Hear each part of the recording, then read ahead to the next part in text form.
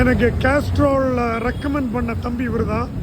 செயினுக்கு use பண்ணுங்கள் sir, ரெண்டுமே அதில் இருக்குது, க்ளீனிங்கும் லூப்ரிகேஷன் ரெண்டுமே இருக்குது அப்படின்னு. தம்பி பேர் சொல்லுங்கள். ஹாய் சார், நான் யோகேஷ். நான் மதுரையிலேருந்து வரேன். ஓ எக்ஸலண்ட். சார் ஆக்சுவலாக வந்து நீங்கள் அந்த லூப்ரிகண்ட் எப்படி யூஸ் பண்ணீங்க?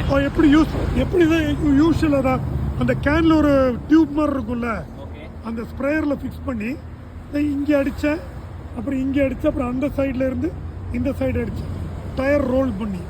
சார் ஆக்சுவலாக பார்த்தீங்கன்னா இப்படி எல்லா இடத்துலையும் ஃபஸ்ட்டு ஸ்ப்ரெட் பண்ணக்கூடாது லூப்ரிகண்ட்டு.